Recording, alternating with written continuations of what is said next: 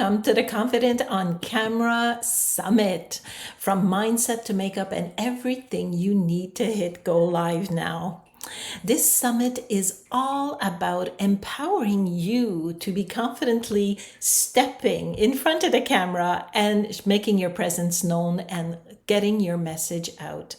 Hi, I'm Joanne Doden. As a proud mom of two grown boys and someone that is really deeply connected to nature, to health sciences, and to entrepreneurship, I really understand what it feels like and what it means to feel good in our skin. I help professional women find simple, natural routines and practices for their body, their mind, and their business. So let's make a deal today. Commit to taking one action after you watch this video and put it in practice and watch yourself transform the way that you think about being on camera. I created a convenient workbook as well where you could see all of the speakers, the dates that they're presenting, the topics, their key points, their contact information, and the link to their free gift. So you could get access to this through the VIP All Access Pass, and it's a great tool to have for the summit. So I hope you get that because it's really useful. So anyway, let's get started.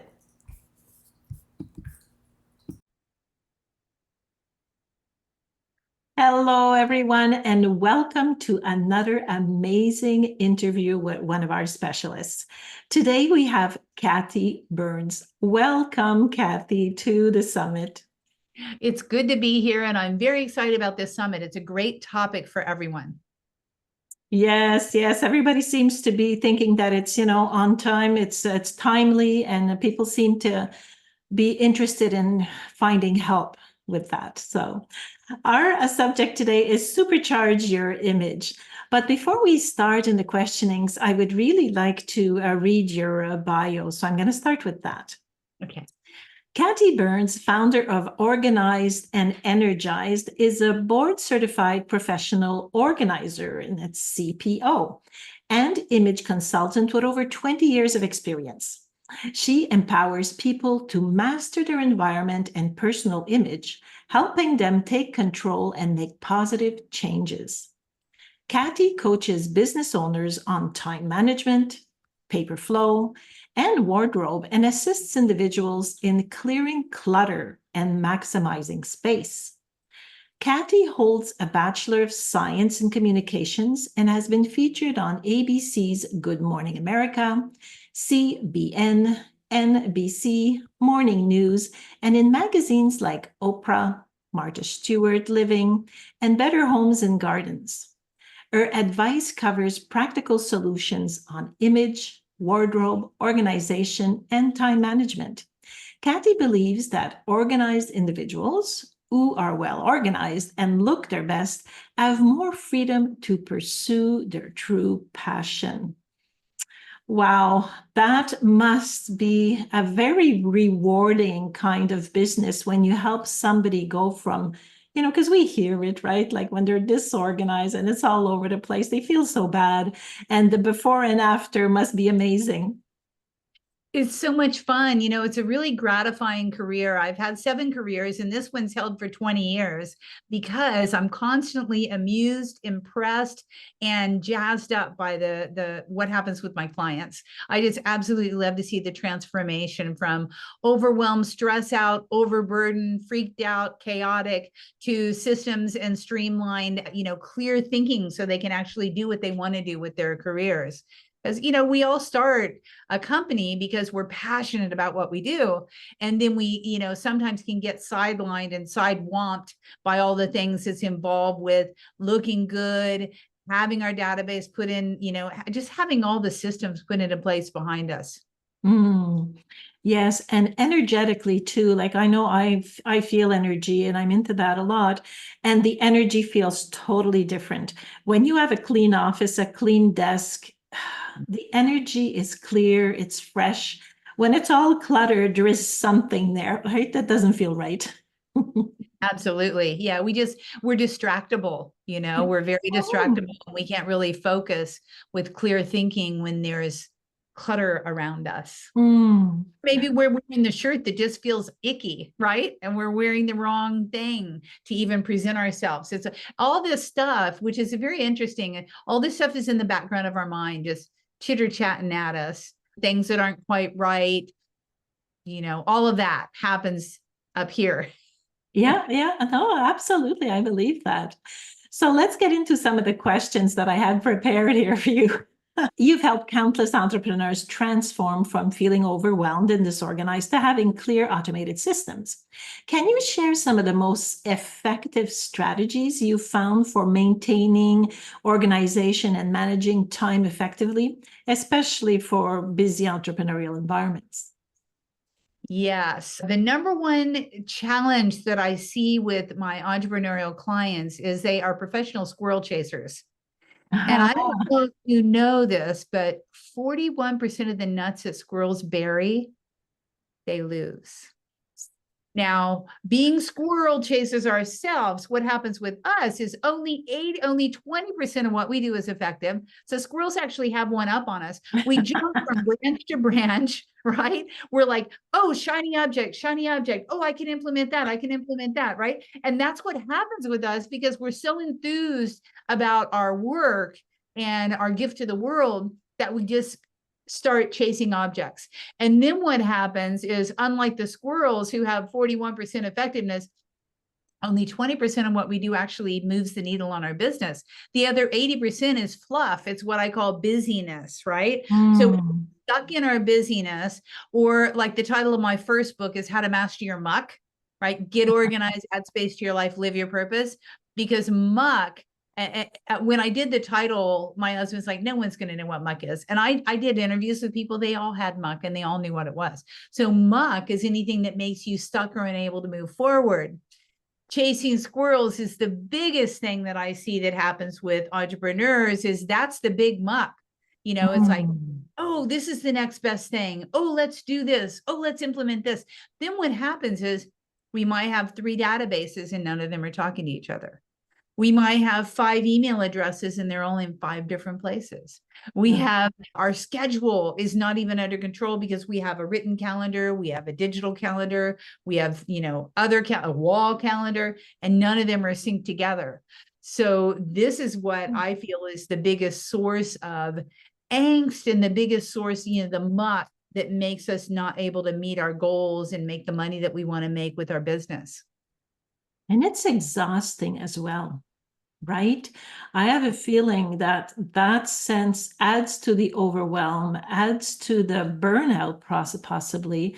And yeah, to me, even energetically, it's heavy and it's exhausting and it's tiring. So yeah, having that clean, I think maybe it's the concept of the buffet, right? We see everything that is available to us and we feel we have to try everything. But as we get older, we should be more mature and realize these are all tools, and I get to pick and choose the ones that I want and that I need at this moment. But I guess it takes wisdom for that. It does, and it takes focus and clarity. And when you have too many systems in the background that are mucked up or that are just competing, you get all this chaos in your brain, and then you can't think clearly about what is the next step. I mean, I'm a reformed squirrel chaser myself. I mean, I really constantly have to diligently say, focus. I just came out of a meeting where it's like, okay, back to focus, Kath. Let's focus on what you're supposed to be focusing on. And organizing is an ongoing process. It's never done. It is a process. And Mm. but what it gives you is clear-mindedness and clarity to make the right decisions. Mm. Yeah, yeah. So important. And to understand that it's ongoing, you don't just do it once and it's done, It's not a lifestyle, but almost, right? It's a way of living, a way of being. Yeah, I really do think it's a lifestyle of mental thought, Mm. right? I mean, there's a lot of lifestyle around, of course, plan your day before it plans you. Let's set up our calendar correctly. Let's stop jumping off. It's a lifestyle. It's a choice on when you're going to do what, how and why you're going to, why are you going to do it? When are you going to do it? How are you going to do Mm. it? And making those choices over and over and over in your weekly pattern of business, it is a habitual thing, and it is a lifestyle choice. Do you want to constantly run behind and be scrambling, or do you want to be proactive and take action and plan before you start? Planning Right. is another thing that is really difficult for us as entrepreneurs, because we don't really like to plan, we like to create. Mhm. And I fall into this, I'm create, let's create something new, right? It's like, well, what is that going, what's the end result of that creation? Because I get so enthused about creating new things. I could write a book, I've written a book in a weekend. Why? Like what? So if you have to step back and say, why, Kathi, are you writing this book? What's the end result? That's how we have to learn how to rein ourselves in. Yeah, yeah, yeah. And being intentional. I think that intention as well, not to just do to do, it's to be intentional. And that's a discipline, I guess. It So is. It's getting out of busyness, right? yeah. Stop being busy and get down to business. That's what I say all. Mm. There you go. Yeah, great. So your work emphasizes the connection between organization and personal image. How does mastering one's environment and appearance contribute to overall confidence, particularly when it comes to being on camera and presenting oneself in the best light? That's a really juicy question. We could talk for hours about this. So I'll try to be succinct. So first Right. off, a lot of people ask me, why are you an image consultant and you're an organizer? Like it doesn't make sense to a lot of people. And I knew from the beginning when I created my company that I would be both, because to me, it's the external environment of my client. I'm an artistic creative artistic creative organizer. I'm not your general organizer who's the type A kind of right? So I'm artistic creative. So to me, the external environment, clothes, are the most consistent external environment that we have in our life. So to me, it makes sense to help you get your wardrobe and your image together, as well as your space, because it all affects each other. So, back to your question, how do we do that? Is you have to really have a grip on how you want to appear to the world. And we do that, in business, we do that with branding. We have our logos, we have our fonts, we have that kind of thing, right? But from our personal appearance, sometimes we don't take the time to think about that. Or sometimes we don't have the perspective to even know what looks good on us. And we know what feels good on us, but we don't know what necessarily looks good on us. And what happens is, by default, you go into the store and everything's black or gray. And so we all default to black. Well, I'm here to tell you that if you're over a certain age, i.e. over 30, 35, unless you're a Snow White, you shouldn't be wearing black anyhow, because it just drains you out. And you know this, you're wearing a beautiful color for yourself right now. It's great color for you, right? Thank you. Yeah. And I do the navy. So, black's not where it's at. But if we don't know enough, we just walk into the store, this fits us, this is good, I'm going to get this, and we walk up black wardrobe. When you're on camera and you're wearing black, you get really washed out, typically. So you have to have a wardrobe that you can walk into your closet, find something to wear quickly, and get out the door looking and feeling great. And I always say the best clothes are ones that you could wear all the time and sleep in. They're that comfortable because they actually fit you and they feel good on your body. And they make you feel good when you look in the mirror because you're not washed out, right? So I think I've kind of sidelined your question. Get me back on task here. Right. So yeah, no, that's fine. That's presenting ourselves in one's best light. It's exactly, again, with that intention. When you're going shopping, if you know that you're going to be on camera and you're going to be in public and you want to have the right, then you have an intention. You're shopping intentionally with an objective in mind, right? Yeah. And knowing what colors that you should wear that look good on you. As a classic stylist, I put my clients in one of four base colors because Okay. I'm classic. I'm not like a trendy stylist to the stars, right? So is it going to be black, gray, navy, or brown? What's going to be that basic palette for yourself? Then you can build from there. And all your basic clothes, your jacket and that kind of thing are going to be that one solid color, so that then you can build on it and have the colors that mix and match with it. So it makes getting dressed in the morning easier when you know Mm. what your palette is. And it has, and then you're able to create a wardrobe that's cohesive. So when you go into your closet, you can easily grab and go. Yeah, and I think I had always heard that the solid colors for the camera are best. You don't want to have too many patterns, like the flowery stuff. I look at my wardrobe and I say, oh man, I have all of these flowery things and I can't wear that on the camera. Yeah. Yeah. Right? Yeah. You don't want to wear a lot of patterns. If you wear a pattern, you cover it up just a little bit and then it adds a little bit of Yeah. interest for you. But yeah, patterns will make the camera go a little bit wonky. Your camera doesn't know what to do with it when you're moving.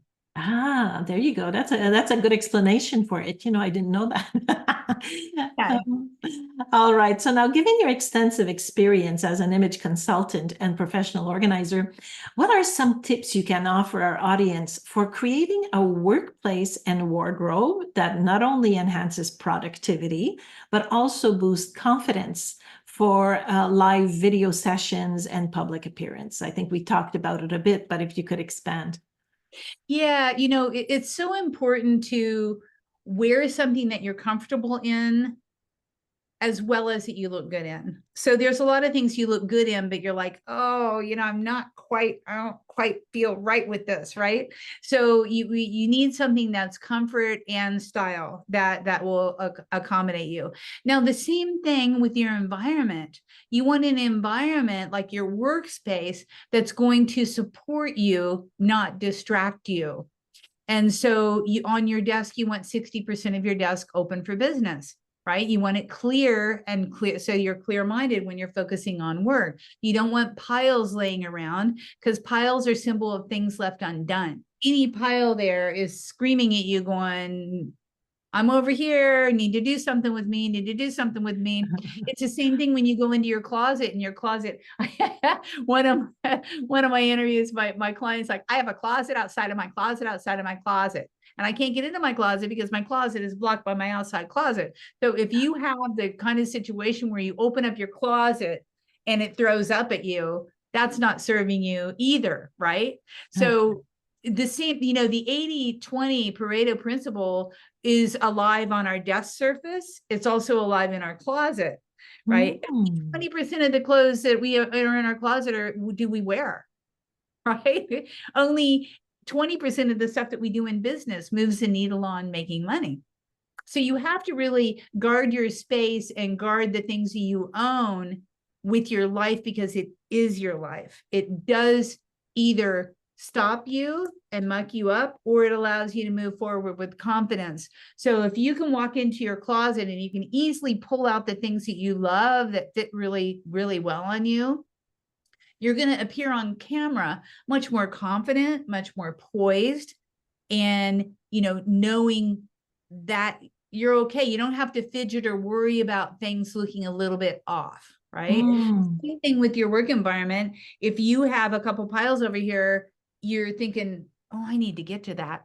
And then you're distractible. So you're not really focused on being present. You're focused on the things left undone over there that are screaming at you from the sidelines. Mm. And if someone would say to you, well, no, they don't bother me, the piles, is it because we've dampered out and the energy is still there and it's still impacting us, but we just put the blinders on? Absolutely. Yeah. Oh, You're in denial if you're no. saying it doesn't matter. Now, especially as a woman, I mean, Mm. there are some men clients that I've worked with that, they can kind of go like that and not see things. I mean, men are a different breed. You can I hung a picture on the wall and like a year and a half later, my husband's like, wow, you just put that up? Because they don't see that. I But don't as see. women, we see all of that. right? So as women, we have to be even more steadfast in our environment and the distractions in our environment, because we see everything. We know everything that's not done and not completed, and it's right here in our brain. You know, that's why Yeah. a lot of my women clients don't sleep well at night when we first start working together, because they have all this incompleted stuff that's on their consciousness that is, you know, bothering them. You know, Mm, they're staring at the ceiling, counting all the they have to do, didn't do this, right. didn't do this, didn't do this, right? Because that's what we hold in our brain, especially as women. Yeah, but is there a strategy? Because in our lives, in our busy lives, like I know I don't have little children anymore, but you could imagine somebody with little children, all of the sports, the schooling, the meals, everything, all of the things that these, let's say, women need to do, plus their business. Any strategy on, I heard sometimes like you have to bring down the bar, where at one point in your life, your bar was here and everything had to be perfect. And now you just need to bring it down. Is there a strategy there that you talk about for that? Yeah, absolutely. It's, you know, plan your day before it plans you. Plan your week before it plans you. Every minute that you spend planning, you're going to get 3 to 10 minutes back. So Hmm. every hour you spend getting organized, you're going to get 10 hours back. So you have to take the time to make time, or you have to take time to safeguard your time. You can't make time, but what you can do is safeguard your time so the time doesn't get wasted, because once the time's gone, it's gone, right? Right. The idea is to plan in advance what you need to do before you're going to do it. So that, because this is what happens, life happens. So, Mm-hmm. so you're on the, so you get up on a Monday, you start to work, you don't really have a plan, you want to kind of do this, that, and the other, and then the phone rings, and then someone has a fire, and then you responded to the fire. At the end of the day, you're like, what did I actually get done? Yeah, raise your hand out there if that ever happened to you. It happens to all of us. When that happens, it's because we didn't know what we were supposed to do to begin with. We Mm-hmm. got sidewalked, and getting sidewalk's fine. And you can, if you know what you're supposed to do, then you can make a really good decision about, am I going to jump off the branch and go to this person's fire? It's generally someone else's fire. Am I going to, so you can make a really good decision about it? Or am I going to say, you know what, I can help you, but I'm in the middle of this project. I'd like to get, you know, I can do it later. If you do decide to jump, you know what you didn't do because you had a plan. And at the end of that, you can come back to your Mm. plan. See? But if you So didn't that's have that plan, you don't know what to come back to. exactly. And that sounds more in control versus the other way is just like, you're going with the wind, like kind of thing. But if you have planned, then I think that feeling of control can really contribute to it, and not control in a negative way, because I know sometimes you could be too controlling. And I don't think that's what we're talking about, right? We're talking about planning and, knowing, like you said, knowing what you need to do next or what you're giving up at this point, but you know that when you have to come back. So it sounds more, yeah, more actively engaged or in control. Yeah, absolutely. And it takes pre-thought. See, that's the whole thing. A lot of people don't want to think in advance because they'd rather just go with the flow, right? And then you Mm. go with the flow and the flow takes you downstream and you're wondering where the heck you are. At the end of the week, where did I go at? Where did I do? What did I Was do? I? So, you know, you have to invest the time in yourself to have that end goal in mind. And I was thinking about something that you said earlier, that, you know, you don't have children, but there's so many things that come into your life and we have all these to-do lists. I wanted to just mention and give you all permission. 41% of your to-do list will never get done. Mm. So let's face facts, right? Don't beat yourself up because you never get your to-do list done, because the to-do list never gets done. 41% never gets done. So you have to think about yourself when you're planning your week. What are the to-dos that I'm going to do, right? What am I going to put on there? And give yourself permission to know that the majority will not get done. Once you know that, then you get really serious about what to-dos are going to get put on your list. And then you actually can do the important ones. right? Right. So it's not to not do a list, because I find a list could be helpful, but it's to realize again, maybe that it's a tool that you're gonna, you need to work and you need to adjust to your own life, maybe, and not just put on there just everything, under the sky. Busyness, right? We love to put tasks on our list that are easy targets because then we feel check, check, check. I did that. I did that. And then you feel good. But then it amounted to nothing as far as moving the needle, making more money, or, becoming more profitable. Right. Mm. So when you get serious and know, I have a talk called Burn Your To-Do List. And a lot of people get really offended by that title. They're like, I can't burn my to-do list. It's gonna freak me out. But the idea is you only have the most important things on your to-do list, the things that are going to move the needle. And I use a method called the Ivy Lee method, where you only have 6 things on your list every day. That's it. 6 things, 6 main things you're going to get done. Check, check, check, check, check. And the whole rule around that is you prioritize them 1, 2, 3, 4, 5, 6. 1 is always the one that you should be doing that you don't want to do. So the rule about that list is you don't do 2 until you do 1. Do number 1 first, because that's going to be the one that's probably the hardest. It's probably takes the most brain, most time, but that's going to be the one that actually moves the needle. You made it priority 1. But when we just have this endless to-do list, priority 1 is way down at the bottom, and we fill it up with all these 15 other little stupid things that either we shouldn't be doing, we should be delegating, or should just forget about, because it really doesn't mean much except for instant gratification and checking that box. Absolutely, absolutely. So as we're getting close to wrapping up here, if you were to leave listeners with one single action today, what would that be? Wow. Well, since this is about showing yourself on video and that type of thing, I would say go into your closet and get rid of everything that you don't look good in, that feels icky. Do a big purge. I'd say purge your closet.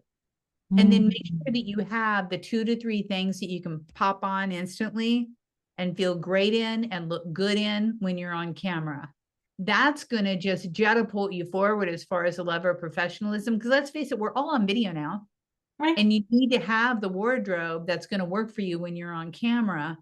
So purge out the old stuff. If it's a plus minus, I call it the plus minus category, things that you might fit into later, or that you're hoping that, you don't expand to later. Get rid of all those clothes that don't fit you, because it's demoralizing and you don't feel confident anyhow, and you're not going to wear it on camera, since we're talking about being on camera here with this particular summit, right?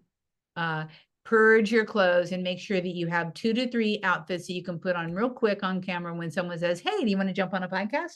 Hey, do you want to jump on a summit? That you can actually go on camera and look and feel good. Because when you feel good and you look good, you can focus on your message, not your style. Oh, yes, absolutely. And it's really worth doing. I know for the summit, I organized my closet and I put all the clothes that I could be wearing, the outfits that I could be wearing, in one area. So I don't have to look around. But the purging, I will take your advice and I will do that. It's time. Thank you. It's time. It's time. Yeah. Get rid of the junk. We don't need it. We only wear 20% of it anyhow. There you go. And it's so nice when you have space, right? Then you sort of feel, oh, I have space to get something new. Yeah, when you're not fighting your closet. A lot of my There you clients go. having a battle with their closet every morning. Yeah. Who has the time to battle their closet? No. Exactly. All right. And I know that you said you offered a free gift. Talk to us a little bit about that. Yeah. So over the past 20 years, I've been working with entrepreneurs that long. I noticed that there's a lot of stumbling blocks that they're up against as far as being more productive. So what I did was I created a list, the ultimate productivity checklist. It has 8 different ways that you can become more productive. Knowing what I know about people, you're not going to implement all of them. But what I want you to do is download the list, choose 1 or 2, and work on implementing them into your life and watch the needle move on the amount of money that you Mm. make and the more things that you get done. So choose your 2 favorites, implement them. It takes 4 to 6 weeks to change your wily ways. So it's 4 to 6 weeks to change a habit. Implement them, work on either at least 1 and possibly 2 tactics that I've given you, and watch what happens. Stay at it for 4 Awesome. to 6 weeks. If it doesn't work, toss it in and go to one of the other ones on the checklist. You're going to find that you resonate with 1 or 2 of them very quickly. And those are the ones that you should implement right away to become more productive. Because when you're more productive, you make more money. When you make more money, you have more freedom. When you have more freedom, you're happier. And that's what it's all about. That's why we have companies, is to have freedom and joy. Absolutely. Thank you so much. This is so helpful. And I'm sure our listeners are really going to enjoy that list there and yeah, benefit from it a lot. So thank you for your insight and your vision. Any final thoughts on confidence on camera? You know, the more you do it, the more you're on camera, the more confident you'll be. So whether you think you don't look right or you don't sound right, we all think that actually. Most of us hate listening to our voices. Most of us hate looking at us on camera. Get over it. Like, the more real and the more authentic you are, the more you're going to resonate with the audience. So just get over yourself. Jump on camera as often as you possibly can, because that's what's going to make you visible, which is what's going to give you more money. Awesome. And where can we reach you? I'm at organizedandenergized.com. And the productivity checklist, we'll put the link for that. Yep. If you ever have any questions, reach out. The productivity checklist is value $97, but I'll tell you what, if you want to do a chat, just reach out to me and I'm happy to give a chaos to clarity session to you, which is a value of $397. Just reach out on my website. Wow. And let me see if I can help you get a little bit more clear on where you're going and what you can do to move the needle on your business and make more money. Excellent. That's so appreciated. Thank you so much. And I really hope we have a chance to talk again soon. So again, thank you so much for being here. Thank you for participating, and all of your insights and your tips are really, really useful for this summit. Thank you. Okay, take care. Thank you, John. Okay, bye-bye. Thank you for being with us on this interview. I hope that you found the insights and tips valuable and useful. And remember, the key to building confidence on camera is to do it one step at a time. Implement the action item that resonated with you, that you found that you could use, and start seeing the difference in no time, I'm sure. And because I did it as well, and I find myself different, working differently on camera. So it does work.